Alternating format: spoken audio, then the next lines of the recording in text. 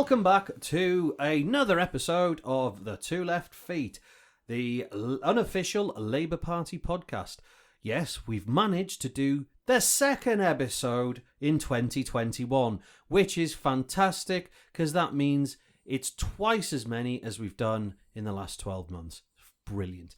Right, for all of you out there in podcast land, we're going to do something a little bit different today. We're going to do a little watch-along, what we're going to call a watch-along, from old speeches over the years. And we're going to do this every now and then, mainly because we have nothing else to talk about, and it'd be interesting to go back into the archives and see some of the different things that happened over the years, whether it's a keynote speech, maybe an election that we sort of want to go and review, have a look at, basically analyse to death because it hasn't been done in a long time and we need content, which is brilliant. And speaking of which, content, that's only going to be funny in Cllr.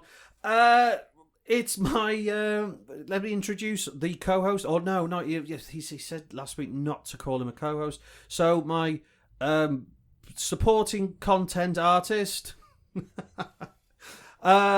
all the way from over there. I'm struggling today. Right, is your friendly local neighbourhood councillor, Mr. Jabez Oakes. How are you, Jay? Hi. Forgot to write something funny for this moment. What, you forgot to write? Yeah, forgot to write something funny. See, when you're as hilarious as me, you could just do it on the fly. That's it. And then all that happens is I forget everything I was going to say. I have to look at a piece of paper and then suddenly realise, oh, hang on, it's recording. Yeah, which is what I do all the time. By the seat of your pants, I think you call it. Right, as I said at the top of the show, today we're going to do something a bit different. And I assume that I've still got your agreement to do this.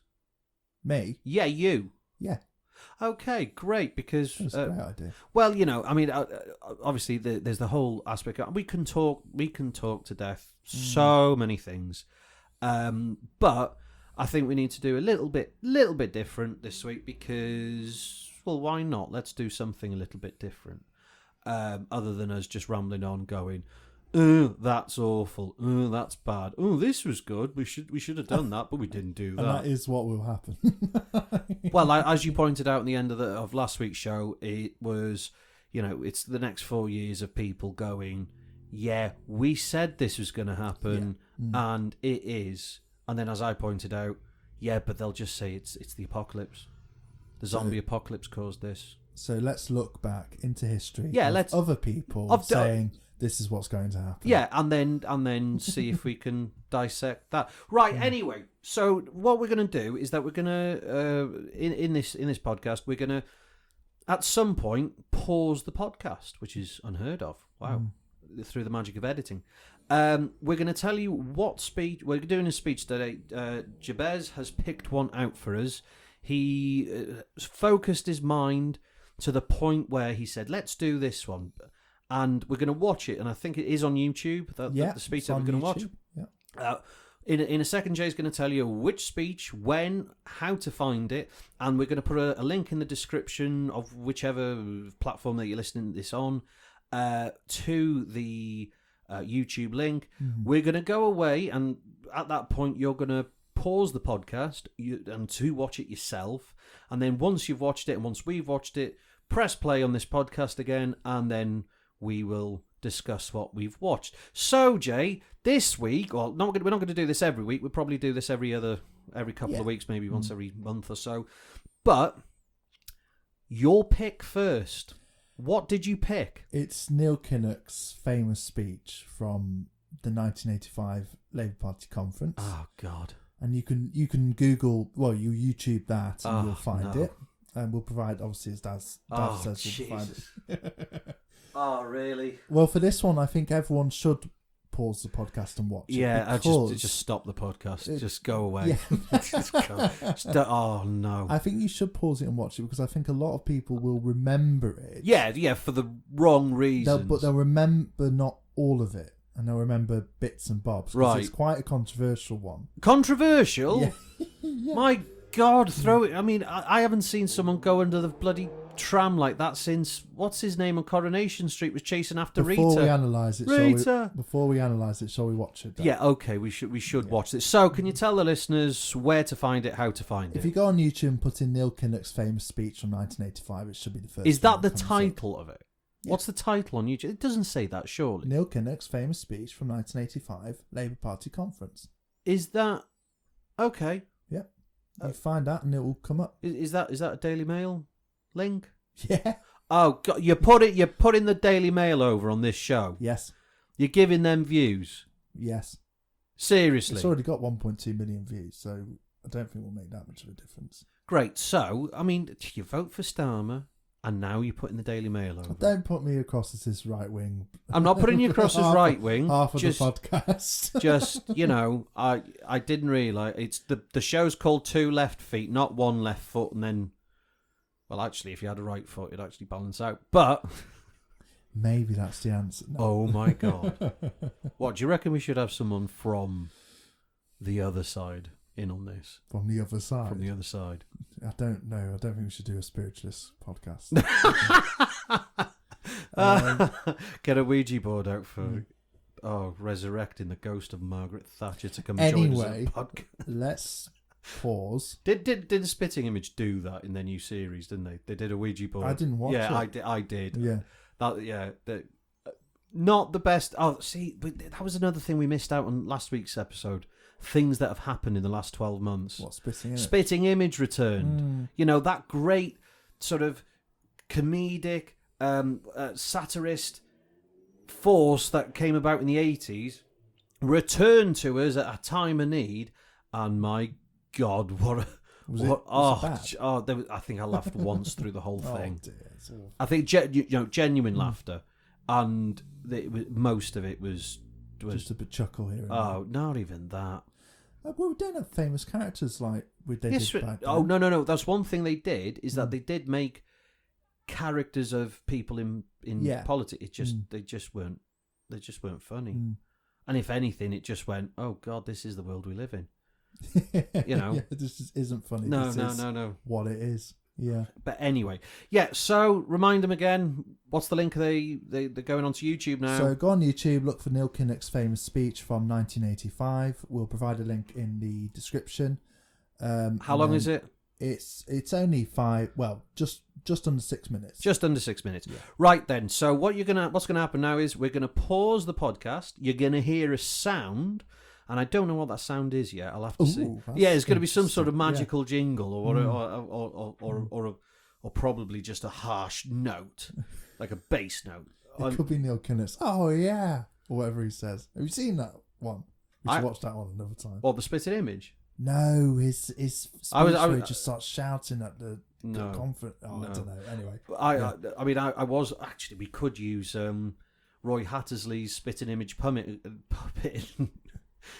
Just pause the advert now then. Right then, so as of now, pause the podcast and we'll put the sound up, and then at the other end of the sound, we'll be back after reviewing said YouTube video. See you in a second.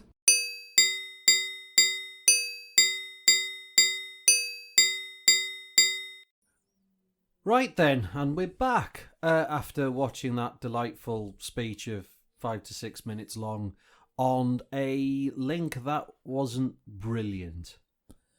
No, it's edited from various different clips. It was edited by the Daily Mail. Yeah, not edited well. There are other clips from that period which are next to it on the list, and we'll put a link of one of them below in the comments. So rather pleasingly, I can say don't click on the Daily Mail link. Use a different link. If you search Neil Kinnock 1985 speech, I think one of them. I can't remember the titles of it now. We'll put the links. We'll put the links in the description below. Have a look at it or click on it yourself. Right. First of all, the comment that I made to start off with, the layout of the conference was like a telethon. Yes. It was that 1980s sort of telethon sort of, or it was like Mission Control. It was like a weird sort of sci-fi film of the 1980s where everyone's behind a desk, and it looked odd. They have a similar thing now In China? No, yes. Interestingly, and a lot of other Asian legislatures as well. Japan has it as well. Yeah. And it tends to be the sort of the body of speakers, chairs of the meeting and that sort of thing. Yes. And we still have it. Welsh conference when I went, I think you went as well. They have a long table. Yeah. There's a table there with for staff on. Yeah. People who the chair of the meeting of the big conference meeting, the secretary, which is at all Labour meetings anyway. You've got those two, and then you'll have people who are about to speak, or key people. But then it's a desk for them just to. That's what I think. I think it's just been streamlined. Yeah. Well, there's a difference between having a desk with people just prepared to speak on the podium. Podium? What is it? Lectern. Yeah. Is a bit of a lectern, isn't it? Everyone making these big sweeping speeches, this is what we watched this last 5 minutes. So one of the other things I sort of thought was a bit weird was, it was very 1980. I mean, fair enough, it was the middle of the 80s.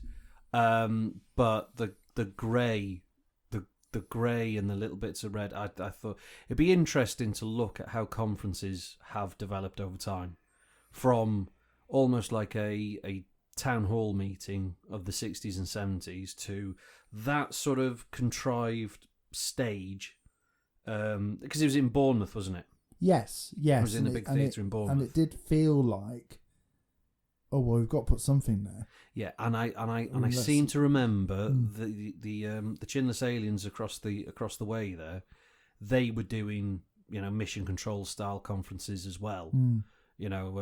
But then I seem to remember them having like a high table, and then whoever was speaking was below them. Yeah, that sort of domineering. Yes. Her on high.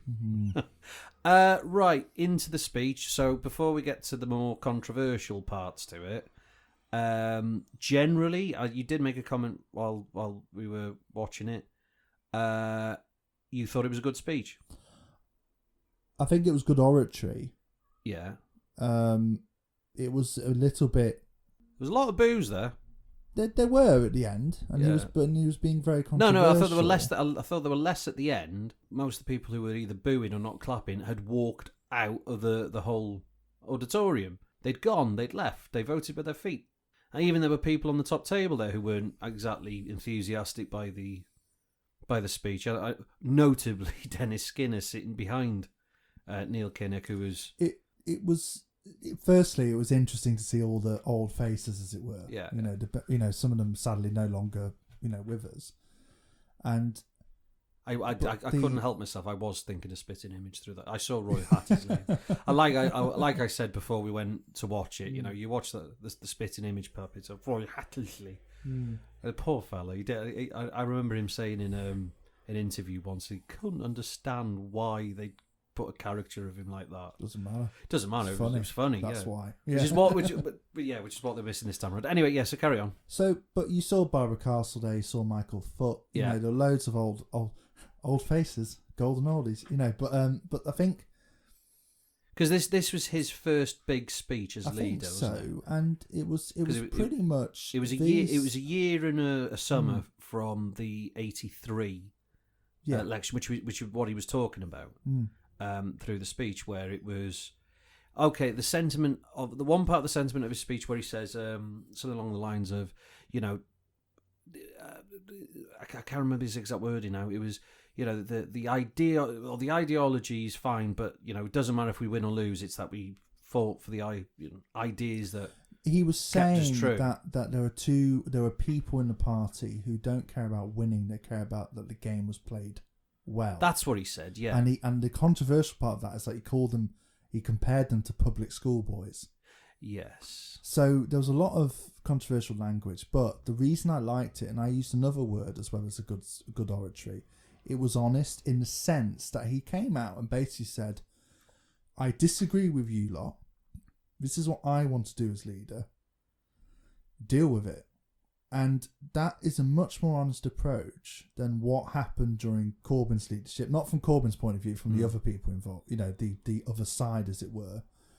And in a way, what's kind of happening now with Starmer and what happened with Blair, there was a lot more honesty back then. Like, our party's in conflict. I've won. This is what I believe.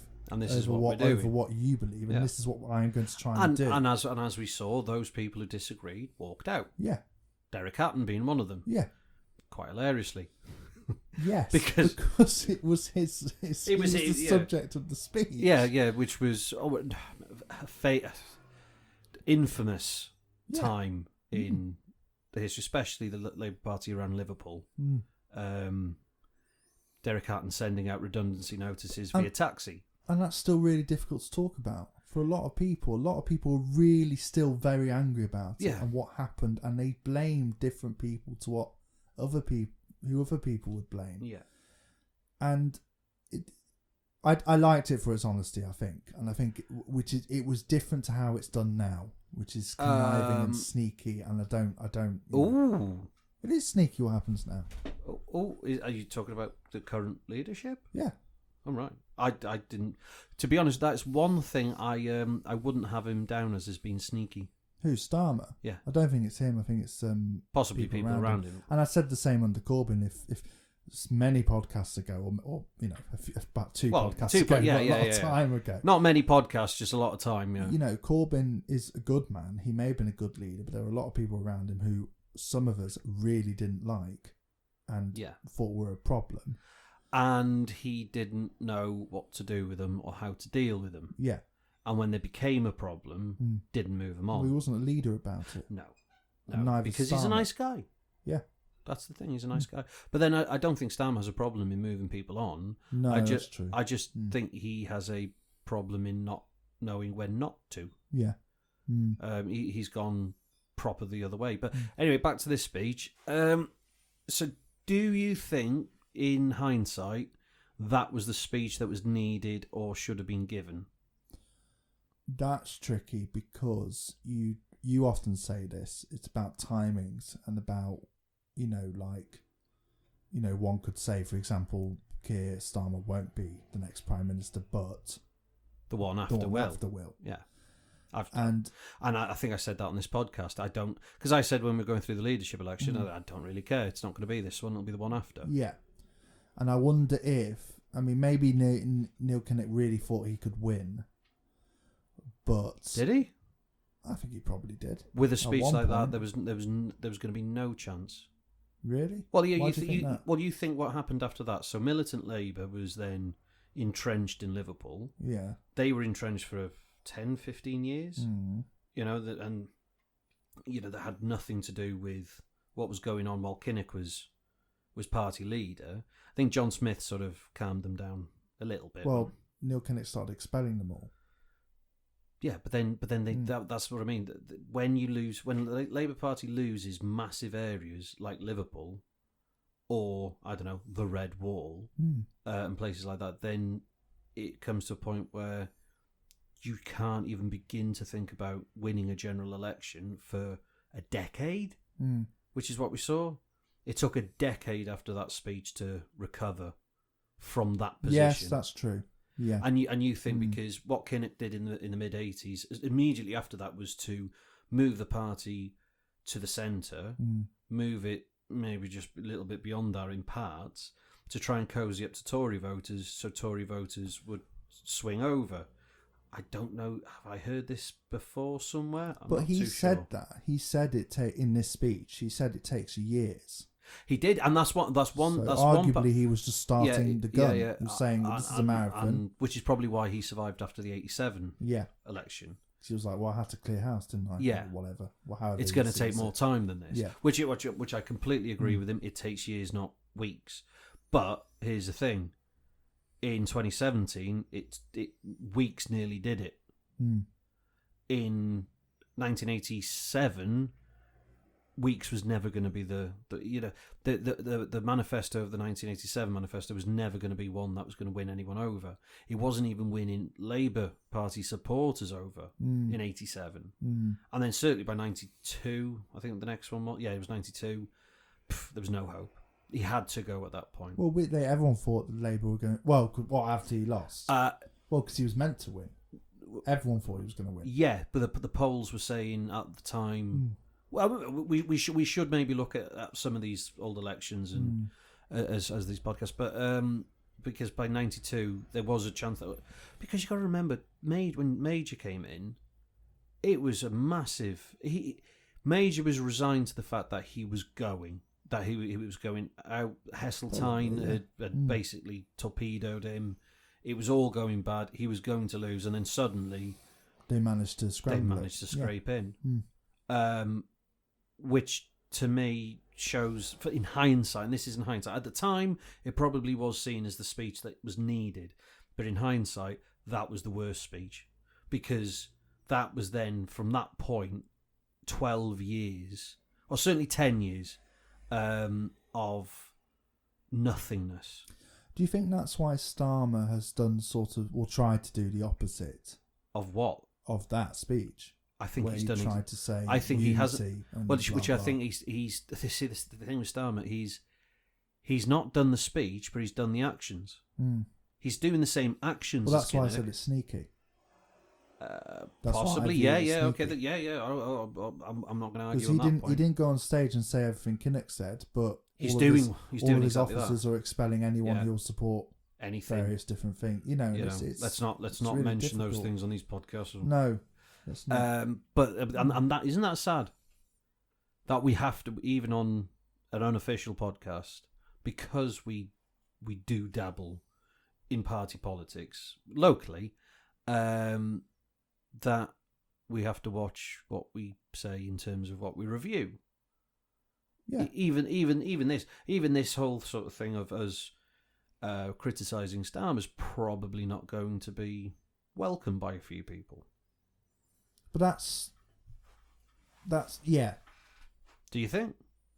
And it is part of that sort of. I think it deserves criticism now. It's been a year. No, it definitely does deserve, and this is the thing. I don't think it's the right tactic. I think he's been very naive. It's either he's been naive about the people around him, or he really doesn't understand the job that he's in. Now, I will criticise the former leader, the previous leader, in that he didn't understand what the job was. He was great at rallying people together, and he was a great ideas guy. He gave so many people hope. He gave huge absolutely. Weapon, but in terms of leading, he fell short quite a way. He was brilliant. As a person, he's brilliant. But in terms of having to make really tough decisions and when to do them, and sometimes understanding it's not your opinion, it's got to be a broader feeling than just. Anyway, he didn't get that. No, and he fell on that sword. Equally, Starmer is in a similar position, but from similar stance, different position, where he's now doing these things within the party that the party as a whole are resisting or have grievances with, and that will show itself. I think one fact to remember is the lack of conferences. So we haven't had a chance to have a big ding-dong about everything. Which is important. Our party needs to do that. We need to have moments of self, because we're big. It's a big organ. Party. We're not a load of little community associations like the others. Many of the others are. We're a big, arguably democratic body, or at least tries to be democratic body, and we sometimes need to have those moments where we have a bit of toing and throwing and big discussion. Yeah. I mean, and from the outside, it does look like, the Labour Party's in disarray. It's just how the structure works. It's the whole structure of the Labour Party is that you do argue with each other in a room somewhere, and the rooms get bigger as the debate goes up, and it gets passed up the chain, and eventually a decision is reached, and everyone goes, well, right, that's the decision. You move on to the next one. But from the media perspective outside, it's oh my God, they're arguing again. Oh my God, they can't even sort their own house out. It's just how it works. You argue your point until a decision's made. Your decision's lost, then you move on. And I think that's what Kinnock was saying at the end of that speech was the decision's made. It's time to move on. And then, as he put it, to rid this country of this evil. Yeah. Which, you know... Well, I like that bit. I was thinking about it. I remember saying to you at the end, that's a bit of a weird thing to finish off. But it was evil, what was happening. Yeah. 85. That's what you said. I said, you know, you got to think of going back to Spitting Image. They portrayed her as this horrific evil entity that was, you know... I mean, anyone who watched the old Spitting Images know exactly what I mean by that. You know, it's only a year, just over a year since the miners' strikes, a year long. Oh, in that speech? It wasn't that long after it, and then you had. All right, then was the Falklands. That was about 4 years before, 3-4 years before. What was it, 82? Yeah. So at that point, you know, she was seen as evil. By a lot of people. It's exactly the same as what's some happening people now. adored her. Yeah. Still do. Well, they're putting statues of her.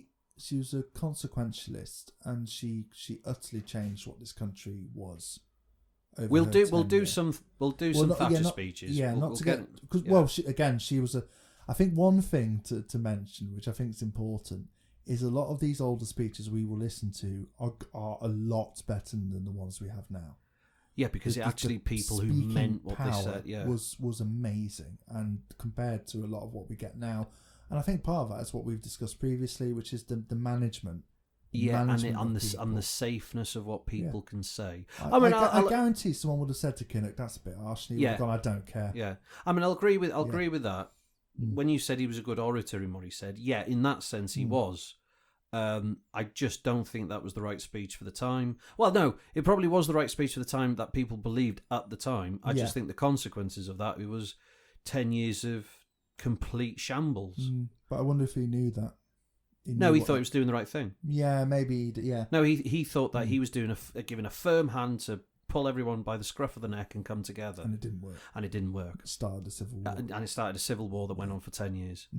And to be fair, still going on. And ended with the sort of forced rebranding into New Labour, arguably. Yeah, gave birth to it. Yeah. Absolutely gave birth to it. Which has its goods and bads, which we can discuss another time. We'll discuss that another time. But then, you know, I'm as you know, I have my criticisms of that period in the Labour Party, but the things that happened between 97 and 2001 were amazing. The transformation of the country. I mean, you've got to realise how... And that's how you understand what he meant by evil. Yeah. He didn't mean the horrible stuff he did to the mine. He meant and we're experiencing this now for austerity, the complete defabrication of the United Kingdom from what it was into something different. And that's quite a big topic to unpack. Yeah, we're not going to do it now. But it's, right. Well done. Yeah, right. Moving on because stop him. Right, we're going to do one more speech from sort of that period. I think it was 85. I'm not too sure. If you have a check on your phone. Oh, yes. On which one? We're going to do one more for today, and then we're going to call it a day on this episode. Because when we were watching it, the speech there, I noticed, and obviously you noticed as well, Dennis Skinner was sat in the background, looking very discerning, and it just reminded me of another speech that was given between Kinnock and Skinner's reply about... I think the whole point was about hit lists and who was on hit lists.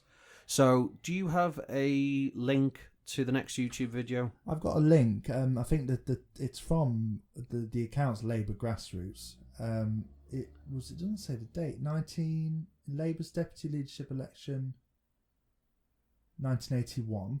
Yeah, he clashed with Dennis Skinner in a Tribune meeting.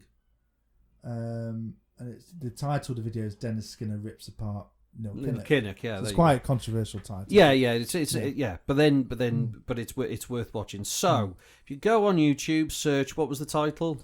Dennis Skinner rips apart Neil Kinnock, and it's by Labour Grassroots. Okay, we're going to go watch that. So we're going to do a pause. You're going to hear the whatever sound that I picked in between. When after the end of the sound or buzzer, it could be like the buzzer from Family Fortunes. I don't know yet. We're going to talk about this speech. So if you've searched that, pause this podcast around about now, and we'll be back in a second.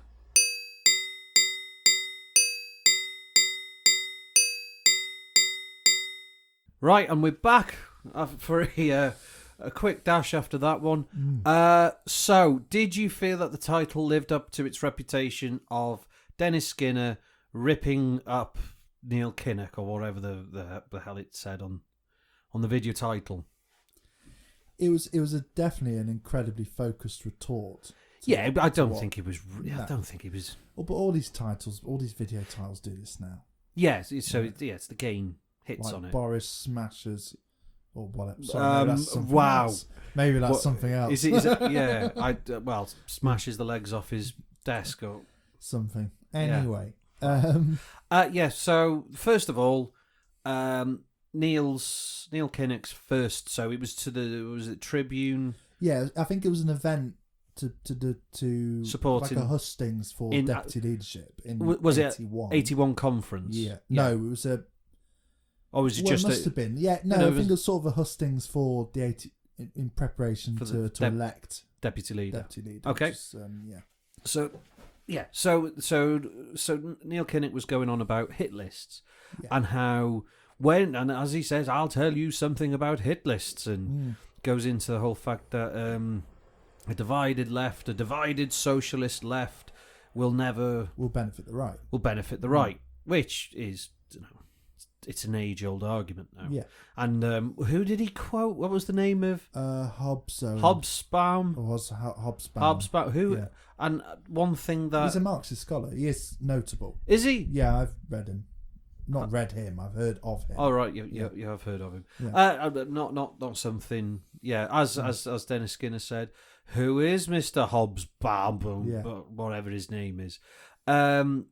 Neil's first part to that speech. So this is 4 years before the speech we watched. So this is pre the 1983 election. Obviously 2 years after the winter of discontent. Do you think that was again an appropriate speech there? For deputy leader? No, I think I don't know if they were both going for deputy leader. I'm not too sure of the situation. Maybe we should have researched that. Well, it'll be in the description in the video. Will it? I think we read it before. I can't remember. Okay. But Skinner was a fantastic orator, like I would say about Neil Kinnock. Yeah, well, we'll just concentrate on Kinnock's first part of it. So when he came on and he said. A divided left, a divided socialist left, and emphasising that it's the socialist lefties that are causing the division. I don't think he did say that. He did. Yeah. So he said a divided left, then a divided socialist left will, and then the repercussions of that will benefit the right. But I don't think he was detracting himself from that. I think this was in a time where the left could call themselves socialist. Without them sort of without the stigma, cringing. Yeah, and I think he could as a few of certain Labour members that I do know, if ever they hear the term socialist or comrade or anything like that, they actually have a little bit of sick in their mouth. Well, I don't like the term comrade. Why don't you? Because I'm a Quaker and pacifist. And comrade has military connotations. Oh, only in the last sort of century or so. I think that was its original meaning. I think it's turned into this effect, and I always take it as, a nice, I'm in the Labour Party, that's what we call each other sort of thing. Yeah. And I'm never offended by it, but I'm always a bit like wary of it. Anywho, so again, this is at a point where again Neil Kinnock is saying divided left, you're to blame, you need to get with the picture. This is 4 years before his leader speech. Do you think, again, was that the right message to send out? It definitely portrays his intentions. So if we've got benefit of hindsight, obviously twofold, because we watched the later speech, but it definitely shows what he was trying to do from the beginning of his journey, as it were. Well, it's not the beginning, is it? But partway through his journey, journey to his leadership. Yeah, because it's clear that he sees the problem as unelectability or division, causing unelectability, rather than maybe, I don't know. And you know, what did he say after? I mean, we need to look into the 83 election. Who was it who coined the term "the longest suicide note in history" for the 83 manifesto? I don't know. Would it have been him? That's a good point. Yeah, was it a Tory or was it a Labour member? Yeah. Because if that's the case, and it's come from that position, then the 10 years the 14 years that followed that. Well, it goes back to, I know we've got to be a bit shorter, but the you know, my intent, it goes back to intent, and it goes back to this: are they arguing to be electable because they think as soon as we're in power we'll be able to do great things, socialist things? Do you mean lie to the electorate? No, I mean presenting a message. No.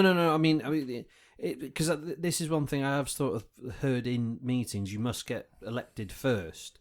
You must have power first before you can actually make any great changes. So does that mean you get power at all costs and then go, actually, we're going to do all of this? Well, this is what I'm asking. Is it a sort of bait and switch, or is it actually, no, we reject your arguments, your socialist arguments, because they are unelectable ideas?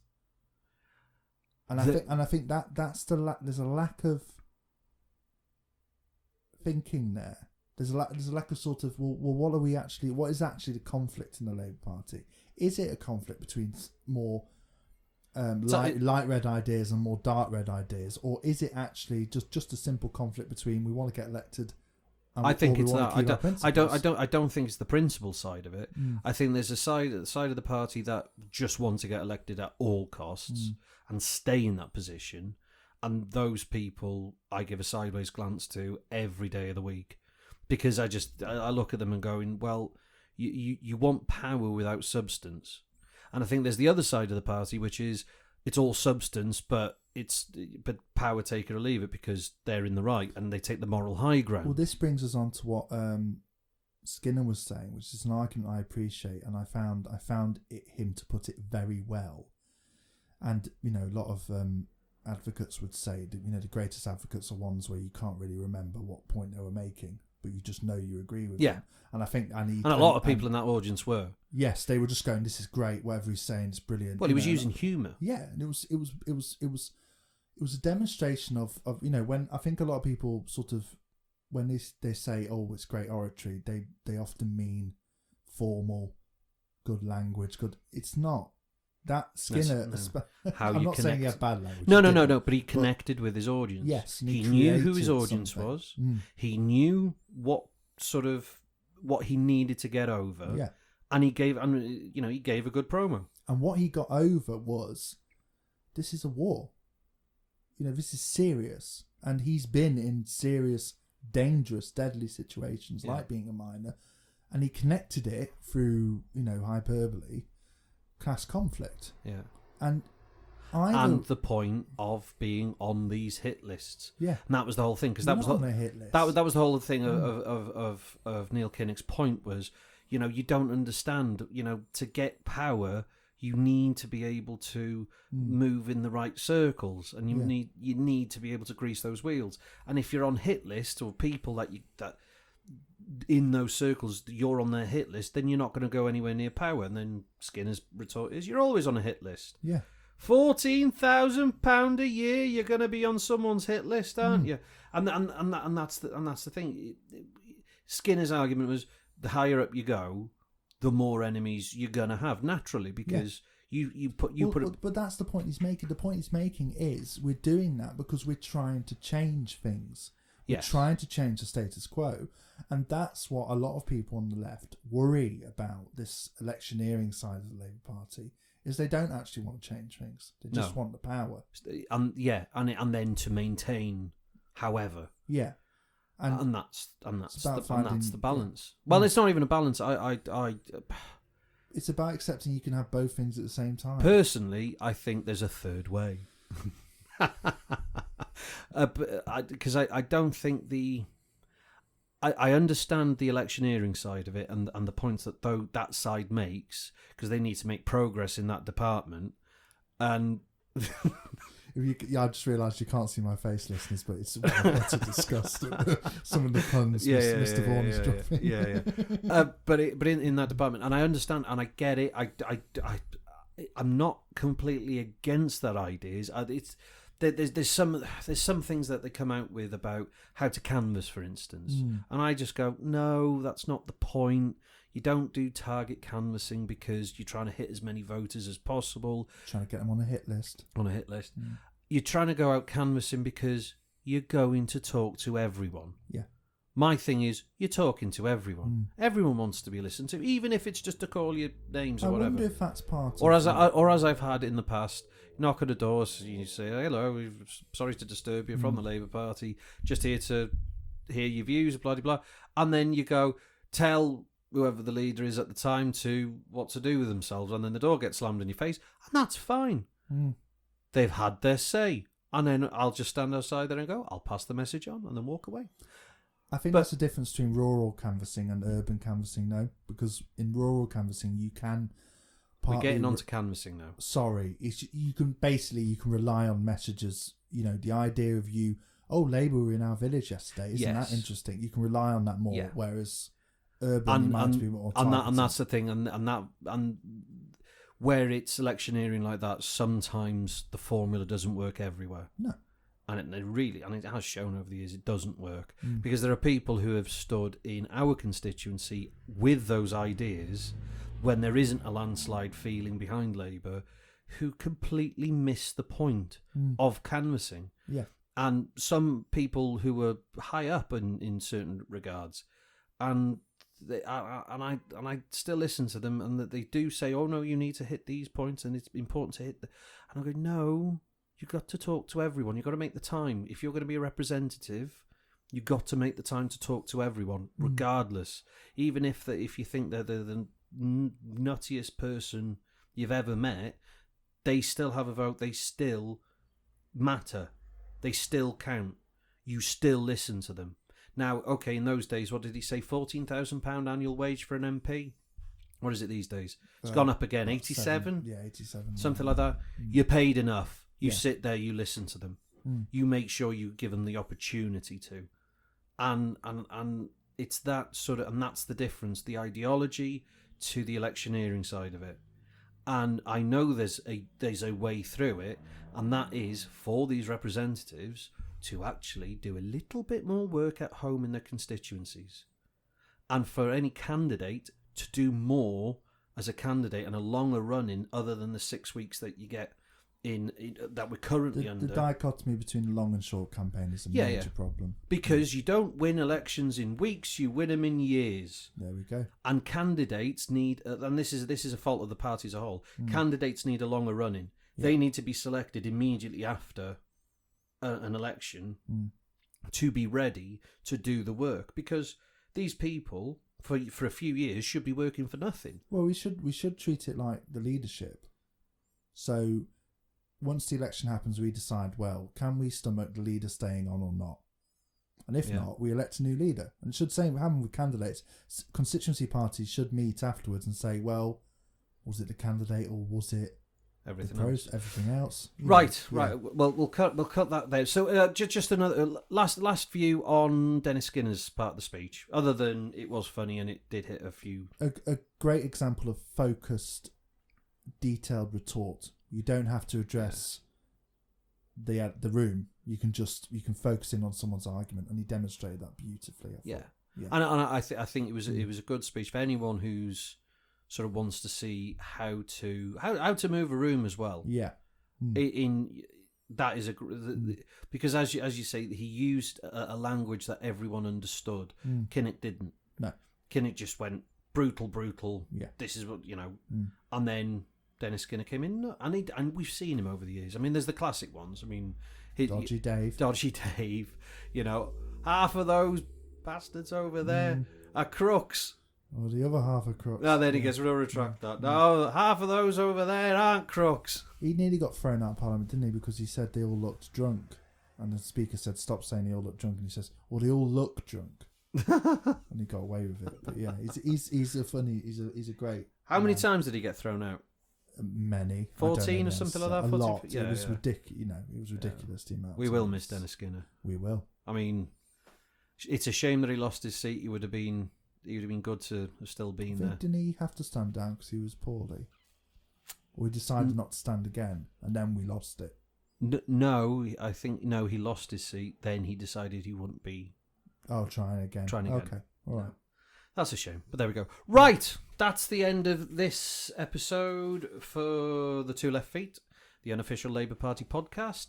If you want to get in touch with us, or like I said last week, if you want to agree with me or disagree with Jay, or say how brilliant I am or how rubbish Jay was on this podcast, you can get in touch on the email at labourpod@gmail.com. Twitter and Facebook is at labourpod, or search for Two Left Feet on Podbean. And Podbean or other podcast platforms, hopefully before long.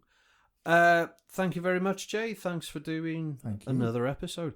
We will do another one next week. Hopefully, we'll do a bit more of a discussion one. I think next week, because we're currently in election hearing mode, council elections across England. Not all of England, but many parts of it. Then the Senedd elections in Wales. You got the elections in Scotland. Mm-hmm. It's Northern Ireland. Do we know? I don't know. We'll have to find out. Not that we have any presence there, anyway. Do we? No. I'm sure they are. Mm. But anyway, and then various other, because then we've got the... No, Stormont's different because they suspended for a period of time. Oh, right. So they have fallen out of step with the other... Oh, there you go. Yeah. Possible. Mm-hmm. Then we have police and crime commissioners. Yes. And we have a load of mayors as well. A few mayors, and we have we have local by-elections as well, which are interesting. Yes. Yeah. Yes. Oh, and then the Hartlepool by-election. Oh, gosh, that's going to be an interesting test of the leadership. Yeah, well, yeah. Well, there you go. There's a litmus test for you. Mm-hmm. So anyway, for this week, we've gone over again. We said half an hour, Jay? How long is it? It's gone 45 minutes.